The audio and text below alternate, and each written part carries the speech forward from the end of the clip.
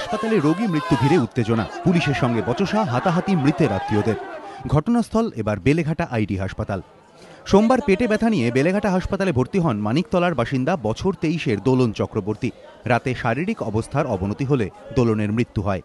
রোগীর পরিবারের অভিযোগ, সোমবার রাতে দোলনের কোমরে ব্যথা হওয়ায় তাকে ইঞ্জেকশন দেওয়া হয়। এরপর দোলনের শারীরিক অবস্থার আরও অবনতি হয়। তার আত্মীয়দের অভিযোগ, কর্তব্যরত নার্সকে ব্যবস্থা নিতে বললেও সে কথায় তিনি কান দেননি। এরপর হাসপাতাল কর্তৃপক্ষের তরফে রোগীকে অন্যত্র নিয়ে যেতে বলা হয়, কিন্তু রোগীর পরিবারের কাছে ভিজিটিং কার্ড না থাকায় সেই প্রক্রিয়া নিয়েও জটিলতা সৃষ্টি হয়। তারই মধ্যে মৃত্যু হয় দোলনের। ওকে একটা ইঞ্জেকশন দেওয়া হয়েছিল তার আগে, তো ইঞ্জেকশনটা দিতে আমাকে বললো যে আধ ঘন্টার মধ্যে পেশেন্টকে এনআরএসে নিয়ে যাও, নাহলে পেশেন্ট মারা যাবে ডাইরেক্ট। অ্যাডমিট কার্ডটা আমার কাছে ছিল না, তো অ্যাডমিট কার্ডটা না থাকাকালীন উনি ছাড়বে না। তো অ্যাডমিট কার্ড যখন আমি আনতে যাই তখন বাজে 3:15-20 এরকম। অ্যাডমিট কার্ড আনার পরে দেখা যায় যে আমার বউ মৃত। মঙ্গলবার সকাল থেকেই হাসপাতাল কর্তৃপক্ষ ও কর্তব্যরত নার্সের বিরুদ্ধে গাফিলতির অভিযোগে বিক্ষোভ দেখাতে থাকে মৃতের আত্মীয়রা। হাসপাতালে ঢুকতে বাধা দিলে পুলিশের সঙ্গেও তাদের বচসা, হাতাহাতি বাধে বলে অভিযোগ।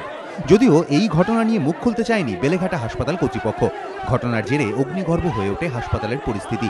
শেষ পর্যন্ত পরিস্থিতি সামাল দেয় পুলিশ। হিন্দল দে ও রঞ্জিত সাউ, এবিপি আনন্দ, কলকাতা।